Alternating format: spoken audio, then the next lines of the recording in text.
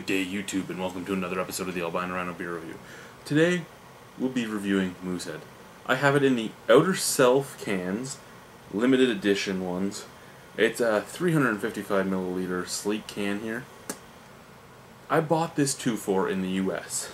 Now, while me and my friends were drinking this in the States, amongst all the other beers we were drinking, we thought that it tasted a little different than Moosehead in Canada. First we thought maybe it was because it was in a can. Then we thought maybe it was changed for the American consumer. It is brewed and canned by Moosehead Canada in New Brunswick. And it's imported by Moosehead USA. And everything else on this can is for US. It is a government warning here. It is 12 fluid ounces, not 355 milliliters, imported lager beer, so I don't know if they run a second line. Now, the other thing I'd like to say about this, and this, I know the US has a lot more lenient alcohol taxing rules than Canada. I know that. I get it. However, when I bought this 2-4 of Moosehead for $14.99, where it would cost me about $38 here, there's something wrong there. You cannot tell me that with freight, customs, and the American taxes, that this stuff is still made for almost $24 cheaper than what we can sell it for here.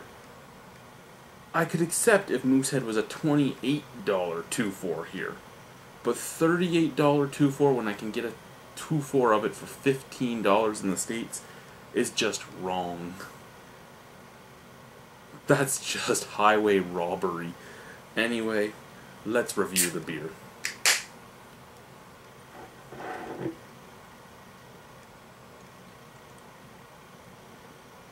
And before anyone bites my head off, yes, I like Moosehead. It's usually my go-to regular beer.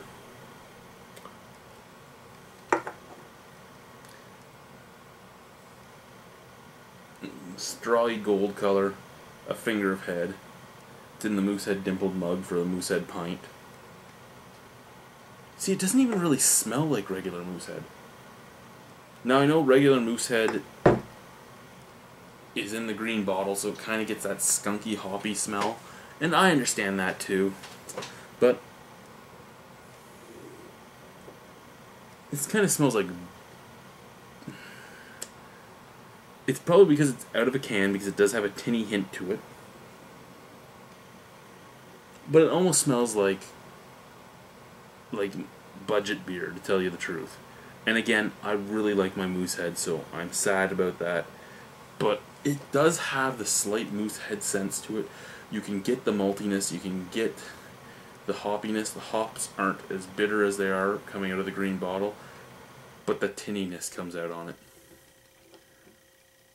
Taste? It's almost tasteless, except for a hint of tinniness, and then this sour bitterness.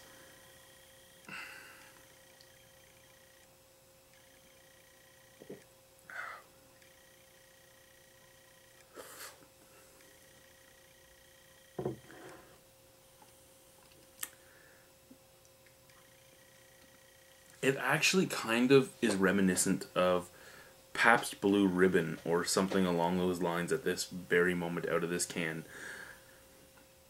I don't really want to talk about it much more. It doesn't taste good. Again, it's an American can.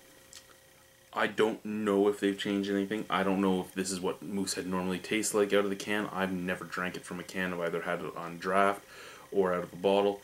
So I'm going to give it 2 marks. I'm going to give it the mark for the Moosehead I know. I'm going to give it a mark for this Moosehead. So the Moosehead I know, I really like. I like to have it around. I'm going to give it a 7 out of 10. This Moosehead This Moosehead that I bought in Pennsylvania for $14.99 at a 2-4. Tastes like a $14.99 2-4. It doesn't taste very good. The beers are 75 cents each. About 75 cents each. And it tastes like they're about 75 cents each.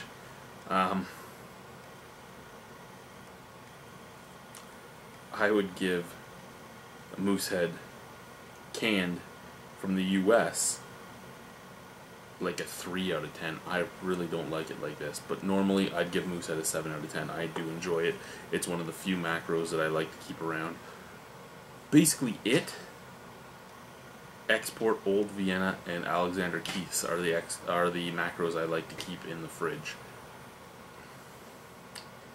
Sometimes Corona if I want to add in a little watery taste.